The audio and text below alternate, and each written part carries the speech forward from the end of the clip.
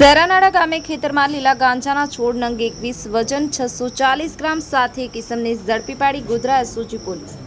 નાડા ગામે ઘરમાંથી સૂકો ગાંજો વજન 1.970 કિલોગ્રામ મળી અને કુલ કિંમત ₹26,100નો મુદ્દામાલ ઝડપાયો।